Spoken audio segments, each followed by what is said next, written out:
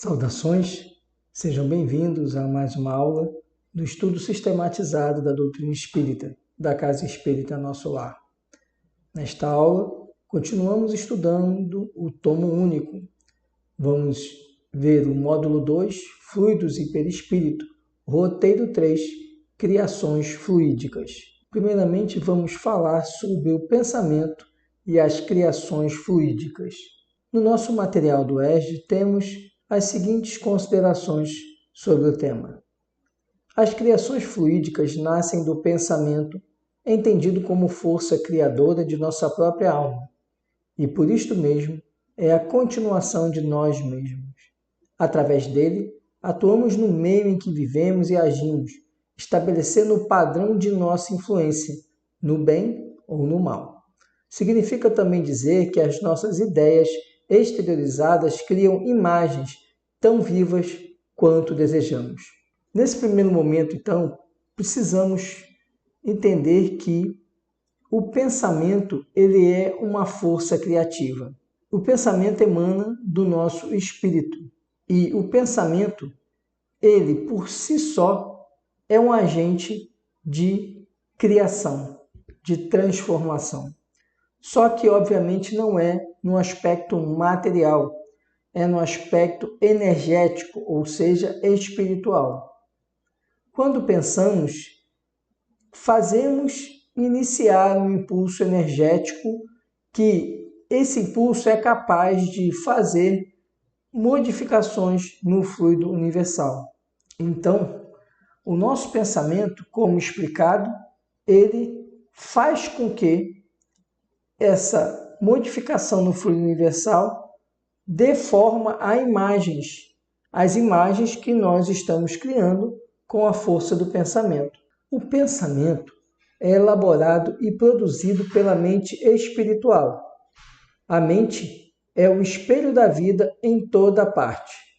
Nos seres primitivos aparece sob a ganga do instinto.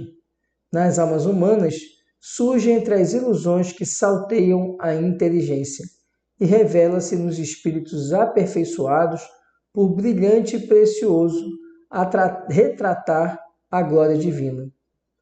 Estudando-a de nossa posição espiritual, confinados que nos achamos entre a animalidade e a angelitude, somos impelidos a interpretá-la como sendo o campo de nossa consciência desperta, na faixa evolutiva em que o conhecimento adquirido nos permite operar.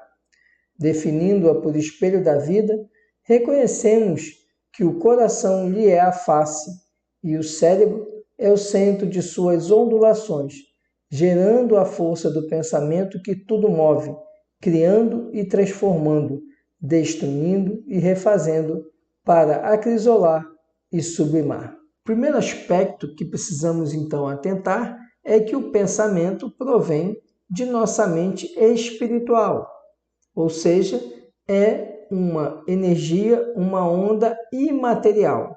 E o pensamento reflete nossa existência.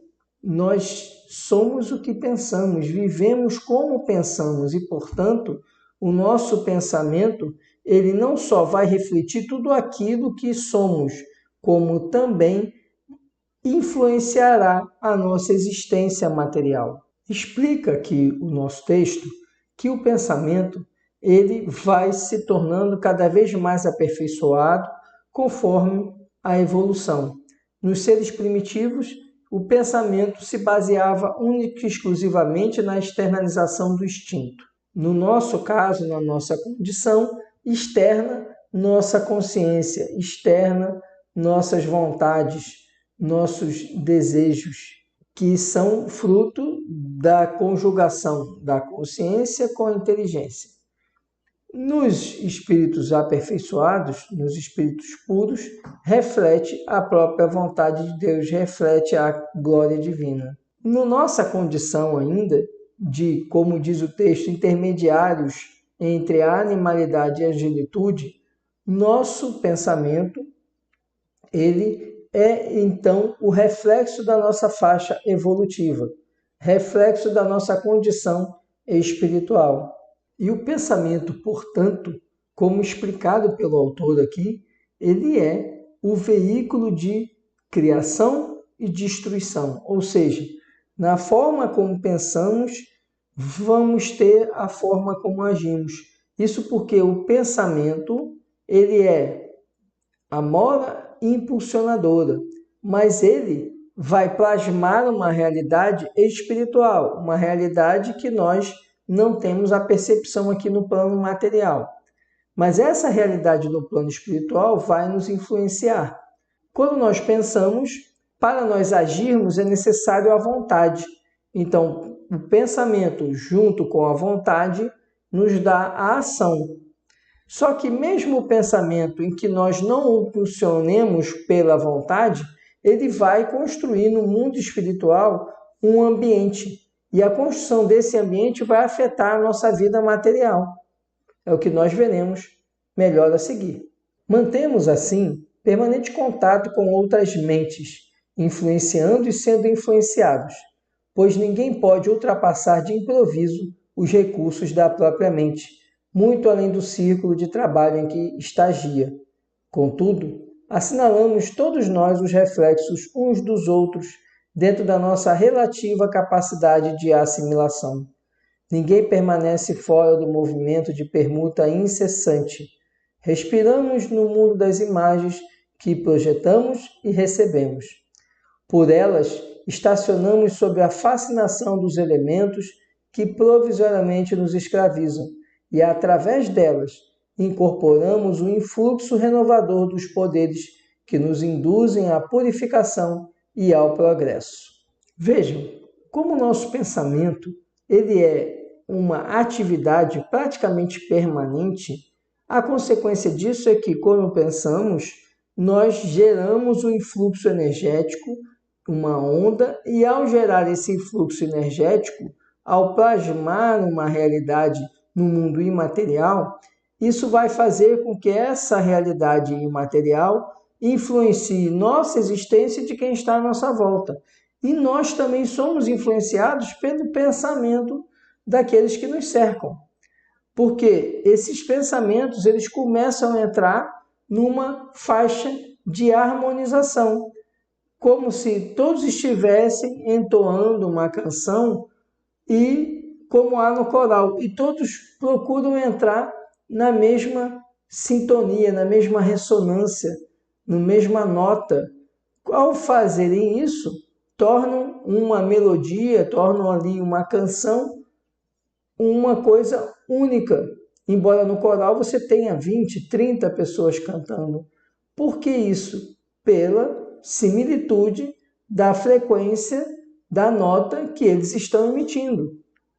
A mesma coisa no nosso pensamento. Quando nós começamos a emanar pensamentos, e estamos fazendo isso praticamente o tempo inteiro, estamos sempre plasmando uma realidade. À nossa volta, nós temos seres encarnados e desencarnados. Esses seres encarnados e desencarnados vão ser afetados pela nossa onda, pelo nosso pensamento. E, com isso, vão emitir também pensamentos que poderão nos fazer entrar em sintonia com eles ou eles entrar com o nosso. Mas o que acontece é que sempre vai haver uma interseção entre esses pensamentos. O que vai mudar é a capacidade do ser pensante de manter o seu equilíbrio quando se deparar com um pensamento mais desequilibrado. Por isso que exige de cada um esforço em manter o seu equilíbrio e o esforço em emanar bons pensamentos. Por isso que o autor fala que ninguém consegue ultrapassar de improviso, ou seja, ninguém consegue superar essas ondas de pensamento de maneira aleatória, de maneira involuntária. Exige um esforço, principalmente para você se realinhar a bons pensamentos, a boas vibrações. E com isso, fazemos com que essa emanação do pensamento, a nossa, influencie quem está à nossa volta, encarnado ou desencarnado, e nós também soframos a influência do pensamento emitido por aqueles que nos cercam. E o autor nos lembra, ninguém permanece fora do movimento de permuta incessante, significando o seguinte, nós pensamos o tempo todo e quem está à nossa volta também pensa. E há uma permuta dessa energia, desse pensamento. o que vai fazer com que nós possamos ser influenciados e possamos influenciar a quem nos cerca. E conclui o autor dizendo que esse movimento, que é constante, faz com que nós estejamos sempre mergulhados nessas imagens pensamento que nos cercam, emitidas e construídas por nós e também emitidas e construídas por quem nos cerca.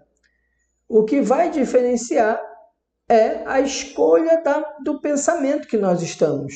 Ou estaremos emanando pensamentos ruins, pensamentos deletérios, que vão nos escravizar e causar sofrimento, ou estaremos criando pensamentos que são positivos, que são bons e que vão nos ajudar a evoluir, a caminhar na direção do bem.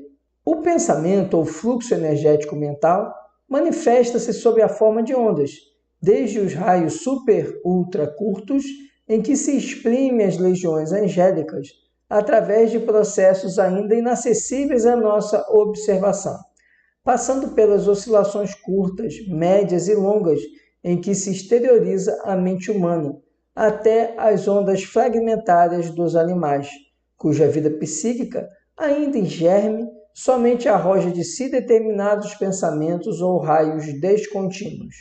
Como alicerce vivo de todas as realizações nos planos físico e extrafísico, encontramos o pensamento por agente essencial. Entretanto, ele ainda é matéria, a matéria mental, em que as leis de formação das cargas magnéticas ou dos sistemas atômicos prevalecem sob novo sentido, compondo um maravilhoso mar de energia sutil em que todos nos achamos submersos e no qual surpreendemos elementos que transcendem o sistema periódico dos elementos químicos conhecidos no mundo. Nos explica aqui que o pensamento é, portanto, um fluxo energético que vem da mente. A nossa mente produz o pensamento, que é uma onda. Essa onda ela vai variar de amplitude e de frequência. Ela vai variar porque quanto mais elevado o pensamento, nós temos os raios super ultra curtos que o autor nos apresenta. E conforme nós descemos na escala evolutiva, nós temos ondas mais amplas, né, que poderão ser curtas, médias, longas, que traduzem o pensamento da mente humana, porque nós ainda somos espíritos, ainda no início do estágio evolutório, ou mais próximos do início do estágio evolutório do que os anjos, do que os espíritos puros. Então, há uma diferença muito grande na onda emanada, nessa energia emanada. No aspecto, no âmbito espiritual, o pensamento é que é a força construtora. A força construtora no mundo espiritual é a força do pensamento. E tudo aquilo que pensamos constrói, pinta, desenha quadros que ficam impressos no fluido universal. Importa considerar que, independentemente do plano de vida no qual nos situemos, o nosso pensamento cria a vida que procuramos, através do reflexo de nós mesmos, até que nos identifiquemos um dia, no curso dos milênios, com a sabedoria divina e com o infinito amor que constitui o pensamento e a vida de nosso Pai. Um pensamento superior, fortemente pensado, permita-se-nos a expressão, pode, pois, conforme a sua força e a sua elevação, tocar de perto ou de longe homens que nenhuma ideia fazem da maneira porque ele lhes chega. Do mesmo modo que muitas vezes aquele que o emite não faz ideia do efeito produzido pela sua emissão. É esse um jogo constante das inteligências humanas e da ação recíproca de umas sobre as outras. Juntai-lhe a das inteligências dos desencarnados e imaginai, se o conseguirdes, o poder incalculável dessa força composta de tantas forças reunidas.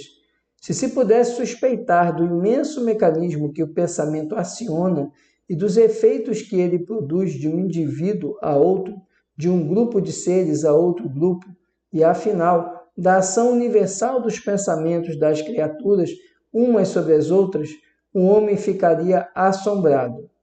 Sentir-se-ia aniquilado diante dessa infinidade de pormenores, diante dessas inúmeras redes ligadas entre si por uma potente vontade e atuando harmonicamente para alcançar um único objetivo, o progresso universal.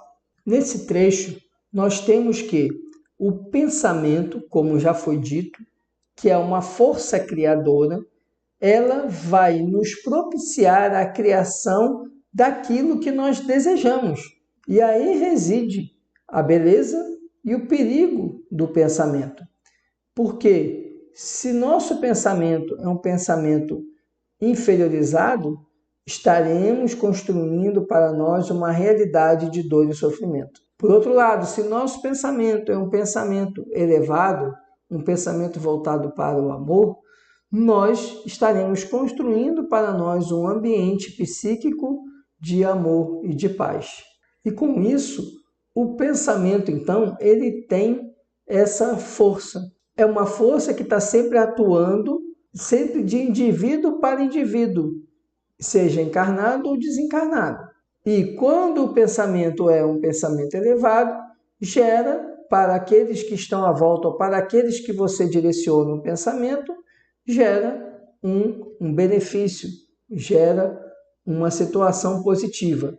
Do contrário, quando emanamos um pensamento negativo, nós geramos com isso a atração de companheiros que se afinizam com esse pensamento negativo e que desejam permanecer nessa faixa vibratória inferiorizada, estimulando o indivíduo que emanou o pensamento a ficar sempre numa vibração menor. E aí o autor nos lembra, imagine se você junte vários desencarnados e os pensamentos emanados por ele, a quantidade de energia que isso representa e a realidade que isso vai criar. E no final o autor nos lembra que esse conjunto de pensamentos da humanidade, entendido aí como o conjunto de encarnados e desencarnados do planeta Terra, vai gerar então um ambiente psíquico de influenciação recíproca. E por isso que é a importância de nós mantermos o equilíbrio espiritual, porque através desse equilíbrio espiritual estaremos emanando pensamentos equilibrados e, portanto, construindo uma psicosfera harmoniosa. Vamos agora conhecer as características das criações fluídicas. Ideias elaboradas com atenção geram formas tocadas de movimento, som e cor, perfeitamente perceptíveis por todos aqueles que se encontrem sintonizados na onda em que se expressam. Ainda mais, criando imagens fluídicas, o pensamento se reflete no envoltório perispirítico, como num espelho, ou então, como essas imagens de objetos terrestres que se refletem nos vapores do ar, tomando aí um corpo e, de certo modo, fotografando-se. Se um homem, por exemplo, tiver a ideia de matar alguém, embora seu corpo material se conserve impassível, seu corpo fluídico é acionado por essa ideia e a reproduz com todos os matizes. Ele executa fluidicamente o gesto, o ato que o indivíduo premeditou. Seu pensamento cria a imagem da vítima e a cena inteira se desenha, como num quadro, tal qual lhe está na mente. Veja que agora, conhecendo as características da criação fluídica, percebemos que a primeira característica da criação fluídica é imprimir no fluido universal aquilo que o pensamento está traduzindo. Quando nós pensamos, nós acabamos criando imagens, e ao criar essas imagens, elas são como que gravadas energeticamente pela energia do nosso pensamento no fluido universal. Explica aqui o autor que é como se projetasse uma imagem no vapor. E essa imagem, então, fica gravada. E ela acaba também repercutindo no nosso perispírito, porque o pensamento ele vem do espírito, passa pelo nosso corpo mental e pelo perispírito. E através do perispírito é que ela vai influenciar o fluido universal, porque o perispírito também é fluido, influencia o fluido universal e acaba imprimindo no fluido universal, como se fosse uma fotografia da nossa mente, esse pensamento. E aí o autor nos exemplifica o indivíduo que pensa em matar o outro. Essa imagem que ele constrói na mente, embora ele não entre em ação, ou seja, ele tem um pensamento, mas ele não usa a vontade para que esse pensamento se traduza em ação. Ele controla esse impulso dele, mas o pensamento já foi emanado. Ele emana um pensamento, controla através da vontade para que esse pensamento não se torne a ação, mas o pensamento ele já gerou uma transformação no fluido universal. A partir do momento em que ele impacta o fluido universal, o pensamento, e cria nele essa figura, essa imagem dessa ação que nosso pensamento construiu, mas que não se concretizou no mundo material, porque a nossa vontade foi de repelir aquele pensamento de tirar a vida do próximo. Mas o que é importante nós entender é a força energética desse pensamento, porque ele acaba ficando impactado no nosso perispírito e no fluido universal através da imagem plasmada. E ao fazer isso, nós estamos acabando por influenciar quem está à nossa volta com esse pensamento, que é um pensamento inferiorizado. A força mental responsável pelas criações fluídicas humanas não é patrimônio de privilegiados, é propriedade vulgar de todas as criaturas, mas entendem-na e utilizam-na somente aqueles que a exercitam através de acuradas meditações. No fundo, é a energia plástica da mente que a acumula em si mesma, tomando-a ao fluido universal, em que todas as correntes da vida se banham e se refazem, nos mais diversos reinos da natureza, dentro do universo. Cada ser vivo é um transformador dessa força, segundo o potencial receptivo e irradiante que lhe diz respeito. É assim que os mais secretos movimentos da alma repercutem no invólucro fluídico. É assim que uma alma pode ler noutra alma como num livro e ver o que não é perceptível aos olhos corporais. Estes veem as impressões interiores que se refletem nos traços fisionômicos, a cólera, a alegria, a tristeza. A alma, porém, vê nos traços da alma os pensamentos que não se exteriorizam. A teoria das criações fluídicas ou da fotografia do pensamento está também relacionada às visões fantásticas, simbólicas que aparecem nos sonhos ou que são relatadas por certos videntes. Nesse trecho, o autor nos mostra que essa questão da criação fluídica do pensamento não é algo exclusivo de espíritos avançados. Muito pelo contrário, todos os espíritos encarnados e desencarnados, independente do grau evolutivo, fazem, através do pensamento, a construção de realidades imateriais, que são essas criações fluídicas.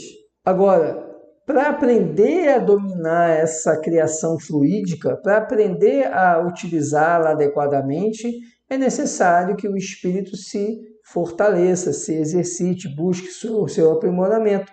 Por isso que o autor fala que somente aqueles que exercitam o pensamento através das meditações, através então de busca de pensamentos melhores, de depurar os pensamentos, de controlar os pensamentos, é que vão fazer com que essas criações sejam mais adequadas à psicosfera. O autor então nos lembra, como já foi dito, que essa força criativa do pensamento, ela utiliza o fluido universal para se traduzir, para se, abre aspas, concretizar, embora essa concretização se dê no plano espiritual. E como isso atinge o fluido universal, e o nosso perispírito também ele é originado e plasmado com esse fluido, o nosso pensamento vai também gerar afetações no nosso perispírito. Porque como ele vai atuar no fluido universal, o pensamento, ele vai também gerar alterações no nosso perispírito. É por isso que no plano espiritual, o espírito ele se comunica através do pensamento E nenhum espírito consegue ocultar o seu pensamento de outro espírito, quando estão na mesma faixa vibratória. Por quê? Porque eles vão perceber essa criação fluídica de cada espírito. E mesmo que o espírito queira, ele não consegue ocultar essa criação, porque ela está plasmada no fluido universal. E aí, por isso que os espíritos, eles conseguem perceber o nosso pensamento enquanto encarnados. Ainda que nós falemos outra coisa, expressamos outra coisa, e, portanto, o encarnado vai perceber aquilo que falamos, o desencarnado vai perceber como estamos pensando, porque para ele se comunica e tem a percepção do que nós modificamos no fluido universal, através da força do pensamento. Por isso que no final o autor ele faz uma comparação. Nós encarnados, para nós olharmos para uma pessoa, nós podemos ter a percepção da fisionomia dela, ainda que ela não externalize, não verbalize o que ela está sentindo, nós às vezes com o olhar percebemos como uma pessoa está com raiva, está triste, apenas pelo olhar, pela expressão física que aquela pessoa está apresentando. No desencarnado, ele não precisa da expressão física, porque ele vai captar o sentimento do outro espírito apenas pelo pensamento que o outro espírito está emanando. E conosco também, nós emanamos pensamentos porque somos espíritos. Os desencarnados vão perceber, não pela nossa atitude, postura, atitude física, mas pelo nosso pensamento, aquilo que nós estamos sentindo. E a criação fluídica também recebe a denominação de fotografia do pensamento, porque é justamente o pensamento plasmado, impactando ali o fluido universal e gerando ali uma imagem.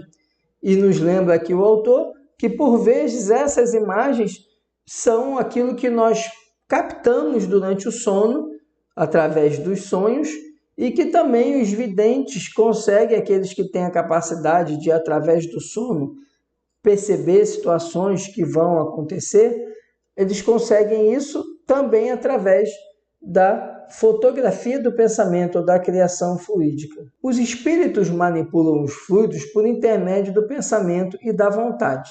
Formam aglomerações, conjuntos e diferentes edificações nas localidades onde vivem. Mudam-lhes as propriedades como um químico muda a dos gases ou de outros grupos, combinando-os segundo certas leis. É a grande oficina ou laboratório da vida espiritual. Algumas vezes, essas transformações resultam de uma intenção, doutras são produto de um pensamento inconsciente. É assim, por exemplo, que o espírito se faz visível a um encarnado que possua a vista psíquica sobre as aparências que tinha quando vivo na época em que o segundo o conheceu, embora haja ele tido depois dessa época muitas encarnações. Apresenta-se com vestuários, sinais exteriores, enfermidades, cicatrizes, membros amputados, etc., que tinha então. Se, pois, de uma vez ele foi negro e branco de outra, apresentar-se-á como branco ou negro conforme a encarnação a que se refira a sua evocação e a que se transporte o seu pensamento. Por análogo efeito, o pensamento do espírito cria fluidicamente os objetos que ele esteja habituado a usar. Um avarento manuseará ouro, um militar trará suas armas e seu uniforme, um fumante o seu cachimbo, um lavrador a sua charrua e seus bois, uma mulher velha a sua roca ou outro objeto. Para o espírito, que é também ele fluídico, esses objetos fluídicos são tão reais como eram no estado material para o homem vivo, encarnado, mas pela razão de serem criações do pensamento, a existência deles é tão fugitiva quanto a deste. Explica aqui o autor que os espíritos, então, vão manipular o fluido universal através do pensamento e com esse pensamento vão construir uma realidade. Eles vão construir essa realidade na forma que eles tiverem a intenção. E eles fazem isso através do pensamento. E com esse pensamento eles conseguem, inclusive, se fazer visíveis para encarnados. E, por vezes, apresentar-se com roupagem que os encarnados conheceram eles em outra encarnação. Não naquela encarnação em que o encarnado está vivendo. Então, o espírito, muitas vezes, ele vai se apresentar, mesmo que para um encarnado, de uma forma que o encarnado o reconheça, porque o espírito é eterno. Então, o encarnado, ele não o reconhece com a mente e com a memória dele encarnado, e sim do espírito encarnado. E, portanto, a memória do espírito encarnado é mais vasta do que a do próprio encarnado. Só que o encarnado não tem condições de acessar essa memória. Então, o espírito do encarnado vai reconhecer aquele outro espírito porque ele se apresenta como eles se conheceram há 1000 anos atrás. E esse espírito, então, que se apresenta, vai fazer o quê? Através do pensamento, vai construir-se, vai se reconstruir no perispírito na forma que o outro espírito irá lhe reconhecer. E não só isso, ele plasma a sua forma de se apresentar, como inclusive plasma, através do seu pensamento, indumentárias, a roupa, objeto, tudo que vai fazer com que o outro o reconheça, para se apresentar da forma como eles se conheciam há séculos atrás. Isso acontece com os espíritos que também vão se comunicar. Muitas vezes, quando eles vão fazer essa comunicação, eles se apresentam da forma que eles desejam, que eles se sentem mais à vontade. E aí eles vão trazer, inclusive, objetos que, na verdade, eles só são construção do pensamento desse espírito. Dessa forma, emitindo uma ideia, passamos a refletir as que se lhe assemelham. Ideia essa que para logo se corporifica com intensidade correspondente à nossa insistência em sustentá-la, mantendo-nos assim espontaneamente em comunicação com todos os que nos exposem o modo de sentir. É nessa projeção de forças a determinarem o compulsório intercâmbio com todas as mentes encarnadas ou desencarnadas que se nos movimenta o espírito no mundo das formas pensamento, construções substanciais na esfera da alma, que nos liberam o passo ou nos escravizam na pauta do bem ou do mal de nossa escolha. Aqui o autor nos apresenta o conceito de forma-pensamento, que é uma expressão utilizada por André Luiz. O que ele chama de forma-pensamento? Exatamente a impressão que nosso pensamento gera no fluido universal, gerando essa fotografia do pensamento. E nos explica o seguinte, que quanto mais nós mantemos aquele pensamento, mais eu vou atrair espíritos que vão se afinizar com aquele pensamento e que vão me estimular a pensar daquela forma, porque aquela foto, aquela imagem satisfaz a eles. As formas de pensamento são facilmente percebidas pelos desencarnados, mesmo em se tratando de espírito moralmente inferior, que as utiliza nos processos obsessivos. As ações desses espíritos nos atingem, visto que eles não têm qualquer dificuldade em reconhecer o teor dos nossos pensamentos. Todos possuímos, além dos desejos imediatistas comuns em qualquer fase da vida, um desejo central, o tema básico dos interesses mais íntimos. Por isso, além dos pensamentos vulgares que nos aprisionam à experiência rotineira, emitimos com mais frequência os pensamentos que nascem do desejo central que nos caracteriza, pensamentos estes que passam a constituir o reflexo dominante da nossa personalidade. Desse modo, é fácil conhecer a natureza de qualquer pessoa, em qualquer plano, através das ocupações e posições em que prefira viver. Assim é que a crueldade é o reflexo do criminoso, a cobiça é o reflexo do usurário, a maledicência é o reflexo do caluniador, o escárnio é o reflexo do ironista e a irritação é o reflexo do desequilibrado, tanto quanto a elevação moral é o reflexo do santo. E o que o autor nos mostra? Que esse pensamento, essa forma-pensamento, que vai atrair outros espíritos, vai ser o canal pelo qual se iniciará um processo obsessivo. Porque o espírito inferiorizado, que se afiniza com aquela forma-pensamento, vai estimular o encarnado que ele prossiga naquela forma de pensamento, que ele continue emanando aquela frequência vibratória inferiorizada. E ao estimular isso, o encarnado dá oportunidade a que o espírito inferior ele inicie essa vinculação obsessiva. E nos adverte aqui André Luiz que essa vinculação obsessiva está relacionada ao tema central. O que seria o tema central? Aquele sentimento que é mais presente em nosso espírito.